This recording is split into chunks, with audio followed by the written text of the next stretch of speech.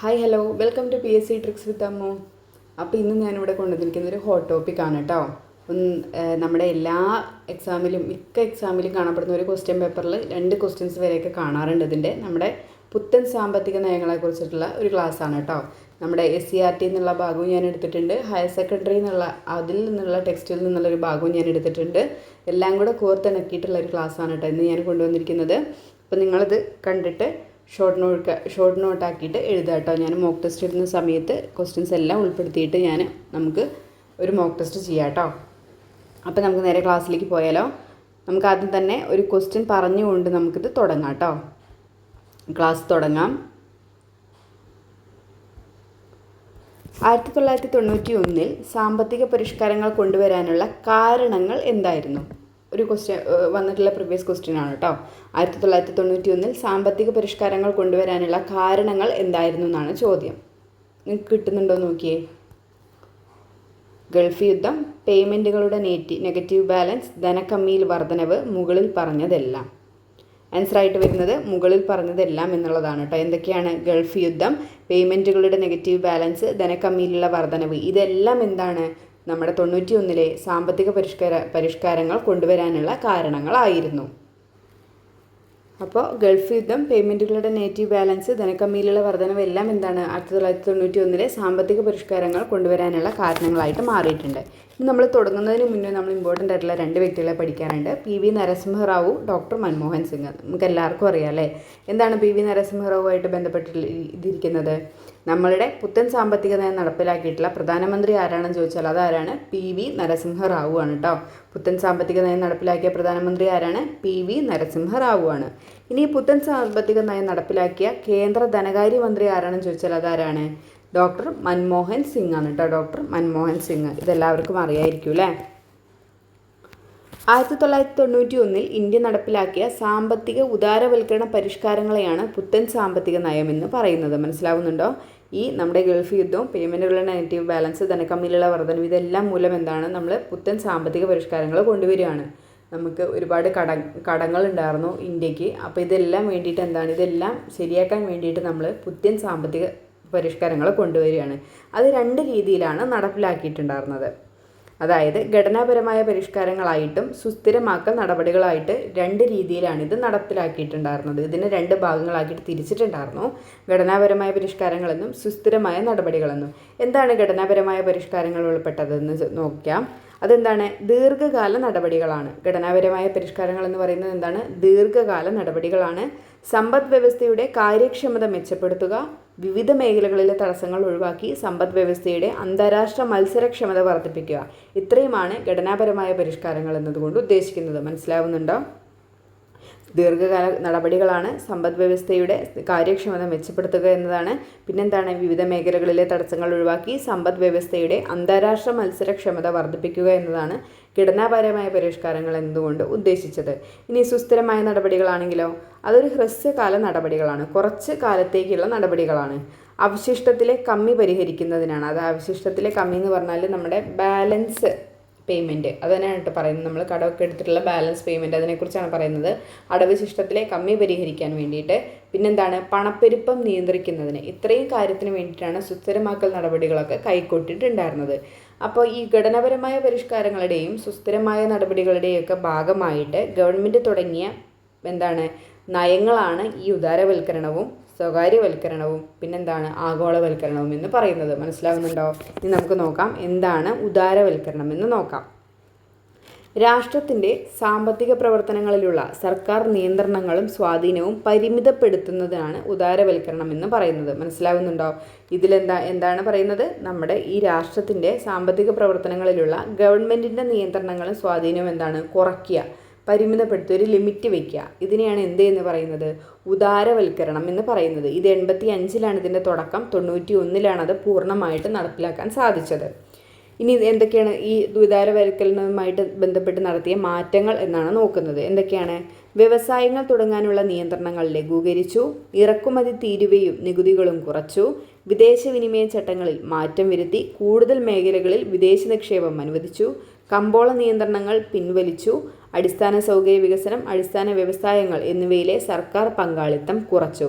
ഇത്രയുമാണ് ഉദാരവൽക്കരണം മൂലം നടപ്പിലാക്കിയിട്ടുള്ള മാറ്റങ്ങൾ എന്ന് പറയുന്നത് കേട്ടോ. എഴുതി വെക്കണേ.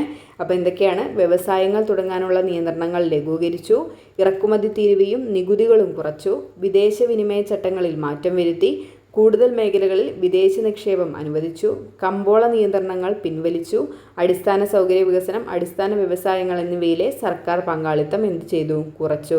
അപ്പോൾ ഇത്രയുമാണ് ഉദാരവൽക്കരണം എന്നതിലൂടെ നടപ്പിലാക്കിയിട്ടുള്ള മാറ്റങ്ങൾ എന്ന് പറയുന്നത്. ഇനി എന്താണ് സ്വകാര്യവൽക്കരണം എന്ന് പറഞ്ഞാൽ? പൊതുമേഖലാ സ്ഥാപനങ്ങളുടെ സ്വകാര്യവൽക്കരണം. ഇനി ഇതുമായിട്ട് നടത്തിയ പ്രധാന നടപടികൾ എന്തൊക്കെയാണ്? Maruti Udyog limited, modern food industries limited തുടങ്ങിയവയുടെ സ്വകാര്യവൽക്കരണം, പല പൊതുമേഖലാ സ്ഥാപനങ്ങളുടെയും ഓഹരികൾ വിപണിയിലൂടെ വിറ്റൊഴിച്ചു. പിന്നെന്താണ്?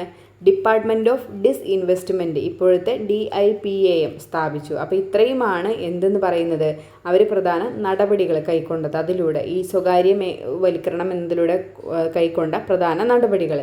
ഇനി പുതിയ 2 പങ്കാളിത്ത മാതൃകകൾ അവരതിൽ അവതരിപ്പിച്ചിട്ടുണ്ടായിരുന്നു. എന്തൊക്കെയാണ്? ബോട്ടും PPPയും. എന്താണ് ബോട്ട് എന്ന് പറയുന്നത്? ബിൽഡ്, ഓപ്പറേറ്റ് ആൻഡ് ട്രാൻസ്ഫർ ആണ്. സ്വകാര്യ സംരംഭകർ റോഡ്, പാലം മുതലായവ നിർമ്മിച്ച് ടോൾ പിരിവിലൂടെ മുതൽ മുടക്ക് തിരിച്ചു പിടിച്ച് പിന്നീട് സർക്കാരിന് കൈമാറുന്നതിനാണ് ബോട്ട് എന്ന് പറയുന്നത്. അതുപോലെ തന്നെ PPP, പബ്ലിക് പ്രൈവറ്റ് പാർട്ണർഷിപ്പ്. സർക്കാരും സ്വകാര്യ സംരംഭകരും സംയുക്തമായി സംരംഭങ്ങൾ ആരംഭിച്ച് മുതൽ മുടക്കിനനുസരിച്ചിട്ട് ലാഭം എന്ത് ചെയ്യാണ്? പങ്കുവയ്ക്കുകയാണ്. അതിനെയാണ് PPP എന്ന് പറഞ്ഞിട്ടുള്ള ഒരു മാതൃക. ഇത് 2 പുതിയ ബോട്ടും PPPയും അതിലൂടെ കൊണ്ടുവന്ന പുതിയ പങ്കാളിത്ത മാതൃകകളാണ്. ഈ PPPക്ക് ഉദാഹരണമാണ് കേട്ടോ കൊച്ചി രാജ്യാന്തര വിമാനത്താവളം എന്ന് പറയുന്നത്. ഇനി എന്താണ് ആഗോളവൽക്കരണം എന്ന് പറയുന്നത്? രാജ്യത്തിൻ്റെ അതിർത്തികൾ കടന്നുള്ള മൂലധന പ്രവാഹം, തൊഴിലാളികളുടെ ഒഴുക്ക്, സാങ്കേതികവിദ്യയുടെ കൈമാറ്റം, സാധനങ്ങളുടെയും സേവനങ്ങളുടെയും ഒഴുക്ക് എന്നിവ മൂലം രാജ്യങ്ങൾ തമ്മിലുണ്ടായ പരസ്പര സാമ്പത്തിക ഏകോപനവും ആശ്രയത്വവുമാണ് ആഗോളവൽക്കരണം എന്ന് പറയുന്നത്. ഒന്നുമില്ല, നമ്മളുടെ ഇന്ത്യ എല്ലാ രാജ്യങ്ങളുമായിട്ട് ബന്ധിപ്പിക്കുക. എല്ലാ തരത്തിലും അങ്ങോട്ടും ഇങ്ങോട്ടും ഒരു പരസ്പര സഹായവും ആശ്രയവും ഒക്കെ പരസ്പര സാമ്പത്തിക ഏകോപനവും ഒക്കെ ഉണ്ടാക്കിയെടുക്കുക. അതാണ് ആഗോളവൽക്കരണം എന്നതുകൊണ്ട് ഇവർ ഉദ്ദേശിച്ചത്. എന്തൊക്കെയായിരുന്നു ഈ ആഗോളവൽക്കരണത്തിലേക്ക് വെച്ച നടപടികൾ എന്ന് പറയുന്നത്? ഉദാരവൽക്കരണത്തിൻ്റെ ഭാഗമായി വിദേശ മൂലനിക്ഷേപം നടത്താനുള്ള നിയന്ത്രണങ്ങൾ നീക്കി. പിന്നെന്ത് ചെയ്തു? ഇറക്കുമതി തീരുവയും നികുതികളും കുറച്ചുകൊണ്ട് രാജ്യങ്ങൾ തമ്മിലുണ്ടാക്കിയ സ്വതന്ത്ര വ്യാപാര കരാറുകൾ. കമ്പ്യൂട്ടർ, ഇൻ്റർനെറ്റ്, മൊബൈൽ ഫോൺ എന്നീ രംഗങ്ങളിലുണ്ടായ വളർച്ച. കണ്ടെയ്നർ കപ്പലുകൾ, വിമാനങ്ങൾ, ബുള്ളറ്റ് ട്രെയിനുകൾ മുതലായവ ഗതാഗത രംഗത്ത് കുതിച്ചുചാട്ടത്തിന് കാരണമായി. അപ്പോൾ ഇത്രയും നമ്മുടെ ആഗോളവൽക്കരണവുമായി ബന്ധപ്പെട്ട് നമ്മൾ നടപ്പിലാക്കിയിട്ടുള്ള പരിപാടികളാണ്. ഇനി ഈ ആഗോളവൽക്കരണവുമായിട്ട് ബന്ധപ്പെട്ട് നിൽക്കുന്ന ഒരു വേർഡാണ് പുറം പണി കരാർ എന്ന് പറയുന്നത്. പുറം പണി കരാർ എന്ന് പറയുന്നത്? ഔട്ട്സോഴ്സിംഗ് എന്ന് പറയും. എന്താണത്? ഒരു കമ്പനിക്ക് മുൻകാലങ്ങളിൽ രാജ്യത്തിനകത്ത് നിന്ന് തന്നെ നൽകപ്പെട്ടിരുന്ന സേവനങ്ങൾ ഇപ്പോൾ പുറത്തു നിന്നും സ്വീകരിക്കുന്നു. അതിനെയാണ് എന്തെന്ന് പറയുന്നത്? പുറം പണി കരാർ എന്ന് പറയുന്നത് കേട്ടോ. ഇത് എക്സാമിന് വന്നിട്ടുണ്ട്. ഇത് ഞാൻ അവരുടെ സൈറ്റിൽ നിന്ന് എടുത്തതാണ് കേട്ടോ. ഇനി അപ്പോഴത്തെ ഇന്ത്യയുടെ സാഹചര്യം കുറഞ്ഞ സേവന നിരക്ക്, വിദഗ്ധ തൊഴിലാളികളുടെ ലഭ്യത, ഇംഗ്ലീഷ് ഭാഷയിലുള്ള പ്രാവീണ്യം, വിവരസാങ്കേതിക വിദ്യയിലെ മുന്നേറ്റം. ഇതെല്ലാം കൊണ്ടാണ് ഇതാക്കിയത്? ഒരു പുറം പണി കരാർ അല്ലെങ്കിൽ ഔട്ട്സോഴ്സിംഗ് എന്ന് പറഞ്ഞിട്ടുള്ള ഒരു രീതിയിലേക്ക് നമ്മൾ ഇന്ത്യ മാറിയത്. അപ്പോൾ ഒരു കമ്പനിക്ക് മുൻകാലങ്ങളിൽ രാജ്യത്തിനകത്ത് തന്നെ നൽകപ്പെട്ടിരുന്ന സേവനങ്ങൾ എന്ത് ചെയ്യാനാണ്? വിദേശ രാജ്യങ്ങളിൽ നിന്നെല്ലാം സ്വീകരിക്കപ്പെടുകയാണ്. ഇതാണ് പുറം പണി കരാർ എന്നതുകൊണ്ട് ഉദ്ദേശിക്കുന്നത് കേട്ടോ. ഇനി ഇതിൽ നമ്മുടെ ഈ പുത്തൻ സാമ്പത്തിക നയത്തിൽ നമ്മൾ നിർബന്ധമായിട്ട് അറിഞ്ഞിരിക്കേണ്ടതാണ് അന്താരാഷ്ട്ര സ്ഥാപനങ്ങളുടെ പങ്ക്. അതിൽ അന്താരാഷ്ട്ര സ്ഥാപനങ്ങൾ എന്ന് പറയുന്നത് അന്താരാഷ്ട്ര നാണയനിധിയും ലോക വ്യാപാര സംഘടനയാണ്. നമുക്ക് നോക്കാം. അന്താരാഷ്ട്ര നാണയനിധിയും ലോക ബാങ്കും ആഗോളവൽക്കരണ നയങ്ങൾ നടപ്പിലാക്കുന്നതിൽ എന്ത് ചെയ്തിട്ടുണ്ട്? വലിയ പങ്ക് വഹിച്ചിട്ടുണ്ട്. അപ്പോൾ എന്താണ് പറയുന്നത്? അന്താരാഷ്ട്ര IMFൻ്റെ രൂപീകരണം 1944 ബ്രെട്ടൺ വുഡ് സമ്മേളനത്തിൻ്റെ തീരുമാനപ്രകാരമാണ് കേട്ടോ. ഏതാണ് ആസ്ഥാനം എന്ന് പറയുന്നത്? വാഷിങ്ടൺ ആണ് കേട്ടോ. 2 ജസ്റ്റ് ഒന്ന് അറിഞ്ഞു വെക്കുക. IMFൻ്റെ രൂപീകരണം 1944 ബ്രെട്ടൺ വുഡ് സമ്മേളനത്തിൻ്റെ തീരുമാനപ്രകാരമാണ് രൂപീകരിച്ചത്. ആസ്ഥാനം എവിടെയാണ്? വാഷിങ്ടൺ ആണ്. അതുപോലെ തന്നെ ലോക വ്യാപാര സംഘടന പിന്നെ എന്താണ് വേൾഡ് ട്രേഡ് ഓർഗനൈസേഷൻ സ്ഥാപിതം എന്നാണ് 1995 ജനുവരി 1 ജനീവ ആസ്ഥാനമാക്കിയിട്ടാണ് സ്ഥാപിച്ചിരിക്കുന്നത് WTO. ഇന്ത്യയുടെ പങ്ക് ഇന്ത്യ സ്ഥാപക രാജ്യങ്ങളിൽ ഒന്നാണ് കേട്ടോ. ലോക വ്യാപാര സംഘടനയിൽ എന്താണ് ഇന്ത്യ സ്ഥാപക രാജ്യങ്ങളിൽ ഒന്നാണ്. നിലവിലെ അംഗങ്ങൾ 2015 ഏപ്രിലെ കണക്കിലനുസരിച്ചിട്ടാണ് കേട്ടോ 161 രാജ്യങ്ങളാണ് എന്താണ് WTOയിൽ ഉള്ളത്, അംഗങ്ങളായിട്ടുള്ളത്. അപ്പോൾ ഈ അന്താരാഷ്ട്ര ധനകാര്യ സ്ഥാപനങ്ങളിൽ അന്താരാഷ്ട്ര നാണയനിധിയും ലോക വ്യാപാര സംഘടനയുമാണ് ആഗോള ഉദാരവൽക്കരണത്തിൽ പ്രധാനമായിട്ടും പങ്ക് വഹിച്ചിട്ടുള്ളത്. ഇനി നമുക്ക് നോക്കാനുള്ളത് SCERT ഇതിലേക്ക് കിടക്കുകയാണ് കേട്ടോ നമ്മൾ. അതുകൊണ്ടാണ് ഞാൻ അതിങ്ങനെ സ്പീഡിൽ പറഞ്ഞു പോയത്. അത് ഞാൻ അവരുടെ സൈറ്റിൽ നിന്ന് എടുത്ത കാര്യങ്ങളായിരുന്നു.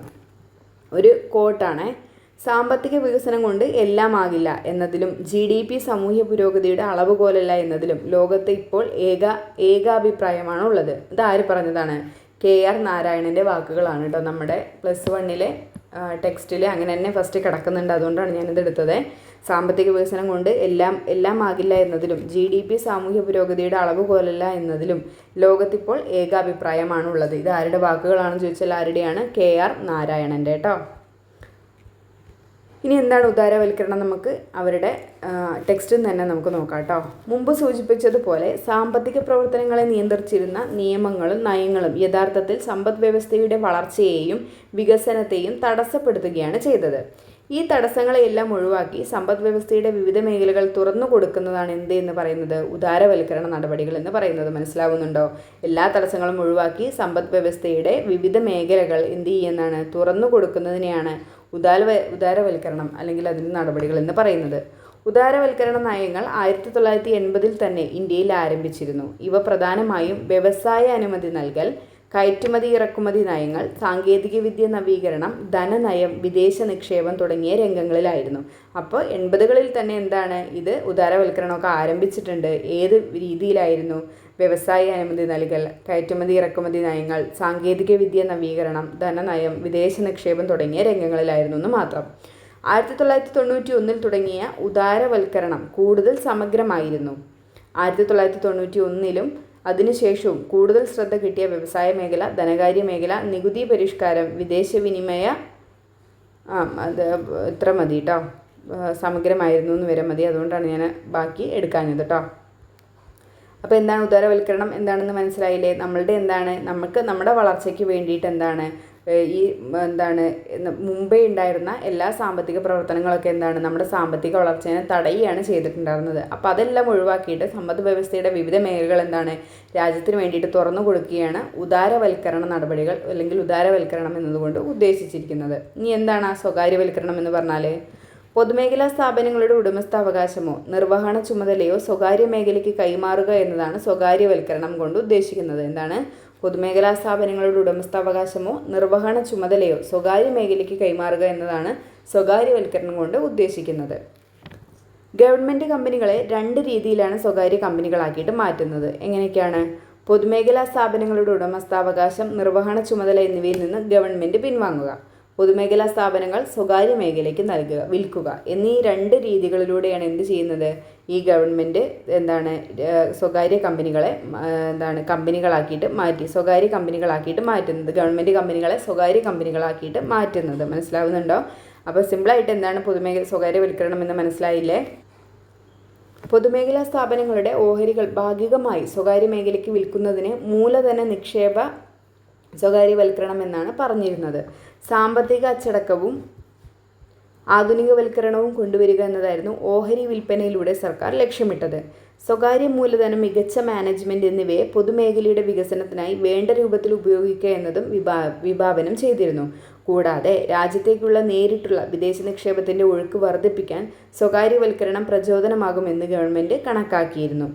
പൊതുമേഖലയുടെ കാര്യക്ഷമത വർദ്ധിപ്പിക്കുന്നതിന് മാനേജ്മെൻറ്റ് സംബന്ധമായ തീരുമാനമെടുക്കാൻ ഇവയ്ക്ക് സ്വയം ഭരണാധികാരം നൽകി. ഉദാഹരണത്തിന് എന്ത് ചെയ്തു? ചില പൊതുമേഖലാ സ്ഥാപനങ്ങൾക്ക് മഹാരത്നങ്ങൾ, നവരത്നങ്ങൾ, മിരിരത്ന എന്നുള്ള പദവികളൊക്കെ നൽകുക ഉണ്ടായി. ഇതെല്ലാം എന്തിനു വേണ്ടിയിട്ടാണ്? സ്വകാര്യവൽക്കരണത്തിൽ നമ്മുടെ ഗവൺമെൻറ് കമ്പനികളെ സ്വകാര്യ കമ്പനികളാക്കിയിട്ട് മാറ്റാൻ വേണ്ടിയിട്ട് ചെയ്ത പരിപാടികളാണ്. അപ്പോൾ ഇത്രയേ ഉള്ളൂ സ്വകാര്യവൽക്കരണം എന്ന് പറഞ്ഞാൽ. ഇനി നമുക്ക് നോക്കാം ആഗോളവൽക്കരണം. രാജ്യത്തിൻ്റെ സമ്പദ് വ്യവസ്ഥ ആഗോള സമ്പദ് വ്യവസ്ഥയുമായി സമന്വയിപ്പിക്കുന്നതിനെയാണ് ആഗോളവൽക്കരണം കൊണ്ട് സാധാരണമായിട്ട് അർത്ഥമാക്കുന്നത്. മനസ്സിലാവുന്നുണ്ടോ? നമ്മുടെ ഈ രാജ്യത്തിൻ്റെ സമ്പദ് വ്യവസ്ഥയെ എന്താണ് ലോക സമ്പദ് വ്യവസ്ഥയുമായിട്ട് കൂട്ടിച്ചേർക്കുക. ഇതിനെയാണ് എന്തെന്ന് പറയുന്നത് ആഗോളവൽക്കരണം കൊണ്ട് ഉദ്ദേശിക്കുന്നത്. ഇത് വളരെ സങ്കീർണമായൊരു പ്രതിഭാസമാണ്. ലോകത്തെ കൂടുതൽ പരസ്പരാശ്രയത്വമുള്ളതായും കൂട്ടിച്ചേർക്കുന്നതുമായ നയങ്ങളുടെ പരിണിത ഫലങ്ങളാണ് എന്ത് എന്ന് പറയുന്നത് ആഗോളവൽക്കരണം എന്ന് പറയുന്നത്. നമ്മൾ പറഞ്ഞു പുറംപണി കരാർ അല്ലേ, അത് ഏതുമായിട്ടാണ് ബന്ധപ്പെട്ടിരിക്കുന്നത് ആഗോളവൽക്കരണവുമായിട്ടാണ് ബന്ധപ്പെട്ടിരിക്കുന്നത്. സാമ്പത്തികവും സാമൂഹികവും ഭൂമിശാസ്ത്രപരവുമായി അതിരുകളില്ലാത്ത പ്രവർത്തന ശൃംഖലകൾ സൃഷ്ടിക്കലാണ് ഇതിലുള്ളത്. ആഗോളവൽക്കരണത്തിൻ്റെ ഭാഗമായി പുറം രാജ്യങ്ങളിൽ സംഭവിക്കുന്ന മാറ്റങ്ങളുടെ ഓളങ്ങൾ നമ്മുടെ രാജ്യത്തേക്കും എത്തിച്ചേരുന്നു. അപ്പോൾ ആഗോളവൽക്കരണം എന്താണെന്ന് പറഞ്ഞാൽ സിമ്പിളായിട്ട് നമ്മുടെ രാജ്യത്തെ എന്ത് ചെയ്യുന്ന നമ്മുടെ രാജ്യത്തെ സമ്പദ്ഘടനയെ ലോകത്തിൻ്റെ സമ്പദ്ഘടനയുമായിട്ട് കൂട്ടിച്ചേർക്കുകയാണ് ആഗോളവൽക്കരണത്തിലൂടെ ചെയ്യുന്നത് കേട്ടോ. ഇനി നമുക്ക് നമ്മുടെ 10ാം ക്ലാസ്സിലെ SCERT ഇവയെക്കുറിച്ച് പറയുന്നുണ്ട്, നമുക്കൊന്ന് നോക്കാം. ഇതിന്നാണ് കേട്ടോ ക്വസ്റ്റ്യൻസ് മിക്കവാറും വരുന്നത്. 1991 സാമ്പത്തിക പരിഷ്കരണം. 1901 സാമ്പത്തിക പരിഷ്കരണത്തിലേക്ക് ഇന്ത്യയെ നയിച്ച സാഹചര്യങ്ങളിൽ പ്രധാനപ്പെട്ടവ ചുവടെ നൽകിയിരിക്കുന്നു. ഇമ്പോർട്ടൻ്റ് ആണ്, പഠിക്കണമേ. എന്തൊക്കെയാണ്? ഉയർന്ന ധനക്കമ്മിയും വിദേശ നാണ്യ കരുതൽ ശേഖരത്തിലുണ്ടായ കുറവും സൃഷ്ടിച്ച സാമ്പത്തിക പ്രതിസന്ധി. പൊതുമേഖലയുടെ കാര്യക്ഷമത കുറവ്. ലോകകമ്പോളത്തിൽ വന്ന മാറ്റം. സ്വതന്ത്ര വിപണിക്ക് അനുകൂലമായ വാദഗതികൾ. 1990 ഗൾഫ് യുദ്ധം സൃഷ്ടിച്ച സാമ്പത്തിക പ്രതിസന്ധി. വ്യവസായവൽക്കരണത്തിലൂടെയും ഉദാരവൽക്കരണത്തിലൂടെയും പൂർവേഷ്യൻ രാജ്യങ്ങൾക്കുണ്ടായ സാമ്പത്തിക വളർച്ച. ലോകബാങ്കിൻ്റെയും IMFൻ്റെയും നിബന്ധനകൾ. ഇത്രയുമാണ് എന്ത് പറയുന്നത് നമ്മളുടെ ഈ സാമ്പത്തിക പരിഷ്കരണത്തിലേക്ക് ഇന്ത്യയെ നയിച്ച സാഹചര്യങ്ങൾ എന്ന് പറയുന്നത്. ഒന്നും കൂടെ പറയാം, ഇമ്പോർട്ടൻ്റ് ആണ് കേട്ടോ. ഉയർന്ന ധനക്കമ്മിയും വിദേശ നാണ്യ കരുതൽ ശേഖരത്തിലുണ്ടായ കുറവും സൃഷ്ടിച്ച സാമ്പത്തിക പ്രതിസന്ധി. പൊതുമേഖലയുടെ കാര്യക്ഷമത കുറവ്. ലോക കമ്പോളത്തിൽ വന്ന മാറ്റം. സ്വതന്ത്ര വിപണിക്ക് അനുകൂലമായ വാദഗതികൾ. എന്താണ് 1990 ഗൾഫ് യുദ്ധം സൃഷ്ടിച്ച സാമ്പത്തിക പ്രതിസന്ധി. വ്യവസായവൽക്കരണത്തിലൂടെയും ഉദാരവൽക്കരണത്തിലൂടെയും പൂർവേഷ്യൻ രാജ്യങ്ങൾക്കുണ്ടായ സാമ്പത്തിക വളർച്ച. ലോകബാങ്കിൻ്റെയും IMFൻ്റെയും നിബന്ധനകൾ. അപ്പോൾ ഇത്രയുമാണ് നമ്മുടെ പുത്തൻ സാമ്പത്തിക പരിഷ്കരണത്തിലേക്ക് ഇന്ത്യയെ നയിച്ചിട്ടുണ്ടായിരുന്നത്. ഇനി ഇതിൻ്റെ പ്രധാന ലക്ഷ്യം, അതും ഇമ്പോർട്ടൻ്റ് ആണ്, ഓർത്തിരിക്കണം. 4 എണ്ണയുള്ള ഇമ്പോർട്ടൻ്റ് ആണ്, പഠിക്കണം കേട്ടോ. ഇന്ത്യൻ സമ്പദ് വ്യവസ്ഥ ഉദാരവൽക്കരിക്കുകയും ലോക സമ്പദ് വ്യവസ്ഥയ്ക്ക് തുറന്നു കൊടുക്കുകയും ചെയ്യുക. സ്വകാര്യ മേഖലയ്ക്കുള്ള നിയന്ത്രണങ്ങൾ മാറ്റുക. വിവിധ മേഖലകളിലെ ഗവൺമെൻറ് നിയന്ത്രണങ്ങൾ കുറയ്ക്കുക. വിദേശ രാജ്യങ്ങളുമായിട്ടുള്ള വ്യാപാര നിയന്ത്രണങ്ങൾ നീക്കം ചെയ്യുക. ഇത്രയും എന്താണ് ഇമ്പോർട്ടൻ്റ് ആണ്, കാണാതെ പഠിക്കുക വേണം കേട്ടോ. ഇന്ത്യൻ സമ്പദ് വ്യവസ്ഥ ഉദാരവൽക്കരിക്കുകയും ലോക സമ്പദ് വ്യവസ്ഥയ്ക്ക് തുറന്നു കൊടുക്കുകയും ചെയ്യുക. സ്വകാര്യ മേഖലയ്ക്കുള്ള നിയന്ത്രണങ്ങൾ മാറ്റുക. വിവിധ മേഖലകളിലെ ഗവൺമെൻറ് നിയന്ത്രണങ്ങൾ കുറയ്ക്കുക. വിദേശ രാജ്യങ്ങളുമായിട്ടുള്ള വ്യാപാര നിയന്ത്രണങ്ങൾ നീക്കം ചെയ്യുക എന്നിവയായിരുന്നു ഈ പരിഷ്കരണങ്ങളുടെ പ്രധാന ലക്ഷ്യങ്ങൾ എന്ന് പറയുന്നത്. സവിശേഷതകളെ പൊതുവെ എന്താണ് LPG എന്ന ചുരുക്കപ്പേരിലാണ് വിളിക്കുന്നത് കേട്ടോ. LPQവിൽ നിന്ന് LPGയിലേക്കുള്ള മാറ്റമാണ് ഈ പരിഷ്കരണത്തിൻ്റെ അടിസ്ഥാനം എന്ന് പറയുന്നത് കേട്ടോ. ഈ LPG ലിബറലൈസേഷൻ, പ്രൈവറ്റൈസേഷൻ, ഗ്ലോബലൈസേഷൻ എന്നാണ് കേട്ടോ. ഉദാരവൽക്കരണം, സ്വകാര്യവൽക്കരണം, ആഗോളവൽക്കരണം. നമുക്ക് നോക്കാം. ഉദാരവൽക്കരണത്തെക്കുറിച്ചാണ് കേട്ടോ പറയുന്നത്. സിമ്പിളായിട്ട് നമുക്ക് ഇതിൽ നിന്ന് തന്നെ മനസ്സിലാക്കാവേ. സമ്പദ് വ്യവസ്ഥയുടെ വളർച്ചയെയും വികസനത്തെയും പ്രോത്സാഹിപ്പിക്കുന്നതിനായി വിവിധ മേഖലകളിൽ ഏർപ്പെടുത്തിയ നിയന്ത്രണങ്ങളിൽ അയവ് വരുത്തി രാജ്യത്തിൻ്റെ സമ്പദ് വ്യവസ്ഥയെ കൂടുതൽ സ്വതന്ത്രമാക്കുന്ന നയപരമായിട്ടുള്ള മാറ്റമാണ് ഉദാരവൽക്കരണം എന്ന് പറയുന്നത്. സമ്പദ് വ്യവസ്ഥയുടെ വളർച്ചയെയും വികസനത്തെയും പ്രോത്സാഹിപ്പിക്കാൻ വേണ്ടിയിട്ട് പല മേഖലകളിൽ ഏർപ്പെടുത്തിയിട്ടുള്ള നിയന്ത്രണങ്ങളിലൊക്കെ എന്താണ് കുറച്ച് അയവുകൾ വരുത്തുക, കുറച്ച് കുറയ്ക്കുക. എന്നിട്ട് എന്താണ് രാജ്യത്തിൻ്റെ സമ്പദ് വ്യവസ്ഥയെ കൂടുതൽ സ്വതന്ത്രമാക്കാൻ, നമ്മുടെ രാജ്യത്തിൻ്റെ സമ്പദ് വ്യവസ്ഥ എന്താണ് കൂടുതൽ ഫ്രീ ആക്കാൻ വേണ്ടിയിട്ടുള്ള നയപരമായിട്ടുള്ള മാറ്റങ്ങളാണ് എന്ന് പറയുന്നത് ഉദാരവൽക്കരണം കൊണ്ട് ഉദ്ദേശിക്കുന്നത്. പ്രധാനമായിട്ടും ഈ പരിഷ്കാരങ്ങളാണ് നടപ്പിലാക്കിയിട്ടുണ്ടായിരുന്നത്. വ്യവസായ മേഖലയിൽ പരിഷ്കാരങ്ങൾ, ധനകാര്യ മേഖലയിൽ പരിഷ്കാരങ്ങൾ നടത്തി, നികുതി പരിഷ്കാരങ്ങൾ നടത്തി, വിദേശ വിനിമയ പരിഷ്കാരങ്ങൾ നടത്തി, വിദേശ വ്യാപാര മേഖലയിലെ പരിഷ്കാരങ്ങൾ. അപ്പോൾ ഇത്രയും മേഖലകളിലാണ് ഈ ഉദാരവൽക്കരണവുമായി ബന്ധപ്പെട്ടിട്ട് പരിഷ്കാരങ്ങളൊക്കെ നടത്തിയിട്ടുണ്ടായിരുന്നത്. ഓർത്തിരിക്കണേ, പഠിച്ചിരിക്കണേ. ഇനി സ്വകാര്യവൽക്കരണം. പൊതുമേഖലയുടെ പങ്ക് കുറച്ചു കൊണ്ടുവന്ന് സ്വകാര്യ മേഖലയ്ക്ക് കൂടുതൽ അവസരങ്ങൾ നൽകുന്നതിനെയാണ് എന്ന് പറയുന്നത് സ്വകാര്യവൽക്കരണം എന്ന് പറയുന്നത്. സ്വകാര്യവൽക്കരണ നടപടികളിൽ ഏറ്റവും പ്രധാനപ്പെട്ടത് ഏതാണ്? നിക്ഷേപം പിൻവലിക്കൽ അഥവാ ഡിസ്ഇൻവെസ്റ്റ്മെൻ്റ് ആണ് കേട്ടോ. ഈ ഇംഗ്ലീഷ് വേർഡും കൂടെ ഒന്ന് പഠിച്ചിരിക്കണേ. ഡിസ്ഇൻവെസ്റ്റ്മെൻ്റ് എന്താണ്? നിക്ഷേപം പിൻവലിക്കൽ. സ്വകാര്യ നടപടികളിൽ ഏറ്റവും പ്രധാനപ്പെട്ടത് ഏതാണ്? നിക്ഷേപം പിൻവലിക്കൽ അല്ലെങ്കിൽ എന്താണ്? ഡിസ്ഇൻവെസ്റ്റ്മെൻ്റ് ആണ്. ഓഹരി വിൽപ്പനയിലൂടെയാണ് നിക്ഷേപം നടപ്പാക്കുന്നത്. പൊതുമേഖലാ സ്ഥാപനത്തിൽ ഗവൺമെൻറ്റിൻ്റേതായ നിക്ഷേപം മൂലധനം സ്വകാര്യ മേഖലയ്ക്ക് വിൽക്കുന്നതാണ് ഡിസ്ഇൻവെസ്റ്റ്മെൻറ്റ് എന്ന് പറയുന്നത്. ഓർത്തിരിക്കണേ, എന്താണ്? നമ്മുടെ പൊതുമേഖലാ സ്ഥാപനത്തിൽ ഗവൺമെൻറ്റിൻ്റേതായിട്ടുള്ള നിക്ഷേപം മൂലധനം സ്വകാര്യ മേഖലയ്ക്ക് വിൽക്കുകയാണ്. അതിനെ നമ്മൾ എന്തെന്ന് പറയുന്നു? ഡിസ്ഇൻവെസ്റ്റ്മെൻറ്റ് എന്ന് പറയുന്നു. ഇത് പ്രധാനമായിട്ടും 4 രീതിയിലാണ് ചെയ്യുന്നത്. ഏതൊക്കെയാണ്? മൊത്ത വിൽപ്പന, ഓഹരി വിൽപ്പന, മൂലധന വിൽപ്പന, തന്ത്രപര വിൽപ്പന. മൊത്ത വിൽപ്പന എന്ന് പറഞ്ഞാൽ ഏതെങ്കിലും പൊതുമേഖല ഒന്നാകെ വിൽക്കുന്നതാണ്. ഓഹരി എന്ന് പറഞ്ഞാൽ എന്താണ്? ഓഹരി മൂലധനത്തിൻ്റെ ഒരു ഭാഗം മാത്രം വിൽക്കുന്നു. മൂലധന വിൽപ്പന എന്ന് പറഞ്ഞാൽ എന്താണ്? ഗവൺമെൻറ്റിൻ്റെ ഇടപെടൽ ആവശ്യമില്ലാത്ത മേഖലയിൽ എന്താണ്? ഗവൺമെൻറ്റിൻ്റെ മൂലധനം വിൽക്കുക. തന്ത്രപര വിൽപ്പനയാണെങ്കിൽ ഓഹരി മൂലധനത്തിൻ്റെ ഒരു ഭാഗം തിരഞ്ഞെടുക്കപ്പെട്ട പങ്കാളിക്ക് വിൽക്കുന്നത്. അപ്പോൾ ഈ 4 രീതിയിലൂടെയാണ് എന്ത് ചെയ്യുന്നത്? ഡിസ്ഇൻവെസ്റ്റ്മെൻറ്റ് നടത്തുന്നത്. ഇനി നമുക്ക് നോക്കാം ആഗോളവൽക്കരണം, ഗ്ലോബലൈസേഷൻ. രാജ്യത്തിൻ്റെ സമ്പദ് വ്യവസ്ഥയെ ആഗോള സമ്പദ് വ്യവസ്ഥയുമായി സമന്വയിക്കുന്നതാണ് ആഗോളവൽക്കരണം എന്ന് പറയുന്നത്. ഇതിലൂടെ ഇറക്കുമതി തീരുവകൾ ഗണ്യമായി കുറയ്ക്കുകയും വിദേശ നിക്ഷേപങ്ങളെ പ്രോത്സാഹിപ്പിക്കുകയും ചെയ്തു. വ്യാപാരം, മൂലധന നിക്ഷേപം, സാങ്കേതിക വിദ്യയുടെയും മനുഷ്യവിഭവങ്ങളുടെ കൈമാറ്റം തുടങ്ങിയവയെ കൂടുതൽ ആഗോളീകരിക്കുക എന്നതാണ് ഇതിൻ്റെ അർത്ഥമായിട്ട് വരുന്നത്. ഉദാരവൽക്കരണം, സ്വകാര്യവൽക്കരണവും സാമ്പത്തിക നയങ്ങളാണ്. ഈ നയങ്ങളുടെ അനന്തരഫലമാണ് എന്ത് എന്ന് പറയുന്നത്? ആഗോളവൽക്കരണം എന്ന് പറയുന്നത്. ആഗോളവൽക്കരണം ഒരു നയമല്ല, പ്രതിഭാസമാണ് എന്ന് പറഞ്ഞത് ആരാണ്? അമർത്യ സെന്നാണ്. എഴുതി വെച്ചോ. ആഗോളവൽക്കരണം ഒരു നയമല്ല, പ്രതിഭാസമാണ് എന്ന് പറഞ്ഞത് ആരുടെ വാക്കുകളാണ്? അല്ലെങ്കിൽ എന്ന് പറഞ്ഞത് ആരാണ്? അമർത്യ സെന്നാണ് കേട്ടോ. ഇനി നമുക്ക് അതുമായിട്ട് ബന്ധപ്പെട്ടിട്ട് കുറച്ച് ക്വസ്റ്റ്യൻസ് വന്നത് നോക്കാം. 1991 നടപ്പിലാക്കിയ പുത്തൻ സാമ്പത്തിക നയവുമായി ബന്ധപ്പെട്ട ശരിയായ പ്രസ്താവനകൾ കണ്ടെത്തുക. ഉദാരവൽക്കരണം, സ്വകാര്യവൽക്കരണം, ആഗോളവൽക്കരണം എന്നിവ ഉൾപ്പെടുന്നു. വ്യവസായ മേഖലയിൽ സർക്കാർ നിയന്ത്രണങ്ങൾ വർദ്ധിപ്പിച്ചു. വിദേശ നിക്ഷേപം പ്രോത്സാഹിപ്പിച്ചു. ഇറക്കുമതി തീരുവ വർദ്ധിപ്പിച്ചു. എന്തൊക്കെയാണ് നമ്മുടെ പുത്തൻ സാമ്പത്തിക നയവുമായി ബന്ധപ്പെട്ട ശരിയായ പ്രസ്താവനകളാണ് ചോദിച്ചിരിക്കുന്നത് കേട്ടോ. 1ഉം 3ഉമാണ് ആൻസറായിട്ട് വരുന്നത് കേട്ടോ. ഓപ്ഷൻ ബി ആണ് ആൻസർ. 1ഉം 3ഉം എന്താണ്? ഉദാരവൽക്കരണം, സ്വകാര്യവൽക്കരണം, ആഗോളവൽക്കരണം എന്നിവ എന്തിൽ ഉൾപ്പെടുന്നുണ്ട്? പുത്തൻ സാമ്പത്തിക നയത്തിൽ ഉൾപ്പെടുന്നുണ്ട്. വിദേശ നിക്ഷേപം പ്രോത്സാഹിപ്പിച്ചിട്ട് ഉണ്ട്. അപ്പോൾ ഇത്രയുമാണ് നമ്മുടെ ഈ 2 പോയിൻ്റാണ് പുത്തൻ സാമ്പത്തിക നയവുമായിട്ട് ഇതിൽ ബന്ധപ്പെട്ടിട്ടുള്ളത്. 1991 ബാലൻസ് ഓഫ് പേയ്മെൻറ്റ് പ്രതിസന്ധി മറികടക്കാൻ ഗവൺമെൻറ് സ്വീകരിച്ച അടിയന്തര നടപടി ഏതാണ്? 1991 ബാലൻസ് ഓഫ് പേയ്മെൻറ്റ് പ്രതിസന്ധി മറികടക്കാൻ ഗവൺമെൻറ് സ്വീകരിച്ച അടിയന്തര നടപടി ഏതാണ്? ഓപ്ഷൻ ബി ആണ് ആൻസറായിട്ട് വരുന്നത്. സ്വർണ്ണശേഖരം വിദേശ ബാങ്കിന് പണയം വയ്ക്കുകയാണ് ചെയ്തത്. സ്വർണ്ണശേഖരം വിദേശ ബാങ്കിന് പണയം വയ്ക്കുകയാണ് ചെയ്തത്. ഉദാരവൽക്കരണ നയത്തിന് കീഴിൽ സർക്കാർ ആരംഭിച്ച സാമ്പത്തിക പരിഷ്കാരങ്ങൾ എന്തൊക്കെയാണ്? ഏതാണ് സാമ്പത്തിക പരിഷ്കാരങ്ങൾ? ഏതാണ്? ലൈസൻസ് രാജ് നിർത്തലാക്കി എന്നുള്ളതാണ് കേട്ടോ. ഉദാരവൽക്കരണ നയത്തിൽ കീഴിൽ സർക്കാർ ആരംഭിച്ച സാമ്പത്തിക പരിഷ്കാരങ്ങൾ എന്താണ്? ലൈസൻസ് രാജ് നിർത്തലാക്കി എന്നുള്ളതാണ്. നമ്മൾ ആ LPQവിൽ നിന്ന് LPGയിലേക്കുള്ള മാറ്റം എന്ന് പറഞ്ഞില്ലേ, അതിലാണ് കേട്ടോ പറയുന്നത്. ലൈസൻസ്, പിന്നെ പെർമിറ്റ്, ക്വാട്ട, ഇത്രയാണ് കേട്ടോ അതിൽ നിർത്തലാക്കിയിരിക്കുന്നത്. അതിൽ നിന്ന് എന്തിലേക്ക് മാറി? എന്താണ്? ലിബറലൈസേഷൻ, പ്രൈവറ്റൈസേഷൻ, പിന്നെന്താണ്? ഗ്ലോബലൈസേഷനിലേക്ക് മാറി. അതാണ് കേട്ടോ ഇവിടെ പറയുന്നത്. ലൈസൻസ് രാജ് നിർത്തലാക്കി. ഇന്ത്യയിൽ ഉദാരവൽക്കരണത്തിന് കാരണമായത് എന്താണ്? ഇന്ത്യയിൽ ഉദാരവൽക്കരണത്തിന് കാരണമായത് എന്താണ്?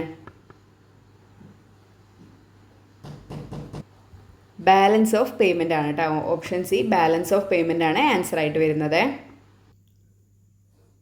താഴെ കൊടുത്തിരിക്കുന്നവയിൽ ഇന്ത്യയിൽ 1991 പുത്തൻ സാമ്പത്തിക പരിഷ്കാരങ്ങൾ നടപ്പിലാക്കാനുണ്ടായ കാരണങ്ങൾ എന്തെല്ലാമാണ്?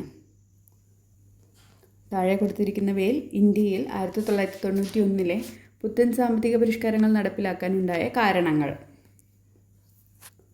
ഓപ്ഷൻ ഡി ആണ് ആൻസറായിട്ട് വരുന്നത്. 1, 2, 3, 4. ഉയർന്ന ധനക്കമ്മി, വർദ്ധിച്ചു വരുന്ന ഇറക്കുമതി, വിദേശ നാണയ കരുതൽ ശേഖരത്തിലെ കുറവ്, ഗൾഫ് യുദ്ധം, ഇതെല്ലാം എന്താണ്? 1991 പുത്തൻ സാമ്പത്തിക പരിഷ്കാരങ്ങളിലേക്ക് വഴിതെളിയിച്ച കാരണങ്ങളാണ്.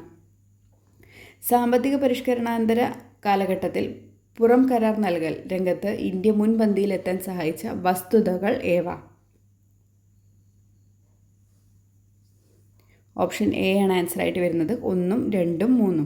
കുറഞ്ഞ കൂലിക്ക് ലഭ്യമായ തൊഴിലാളികൾ, ഇംഗ്ലീഷ് ഭാഷയിലുള്ള പ്രാവീണ്യം, വിവര സാങ്കേതിക വിദ്യയിലെ മുന്നേറ്റം. നമ്മൾ ക്ലാസ്സിൽ പറഞ്ഞതാണ്. അപ്പോൾ ഇത്രയുമാണ് നമ്മുടെ ഈ പുറംപണി കരാർ നൽകൽ രംഗത്ത് ഇന്ത്യ മുൻപന്തിയിലെത്താൻ സഹായിച്ച വസ്തുതകൾ എന്ന് പറയുന്നത്. അപ്പോൾ ഇന്നത്തെ ക്ലാസ്സിൽ നമ്മൾ പുത്തൻ സാമ്പത്തിക പരിഷ്കാരങ്ങളാണ് ചർച്ച ചെയ്തത്. ആഗോളവൽക്കരണം, പിന്നെന്താണ് സ്വകാര്യവൽക്കരണം, പിന്നെന്താണ് ആഗോളവൽക്കരണം, സ്വകാര്യവൽക്കരണം, ഉദാരവൽക്കരണം, ഇതെല്ലാം നമ്മൾ ഡീറ്റെയിൽ ആയിട്ട് ചർച്ച ചെയ്തിട്ടുണ്ട്.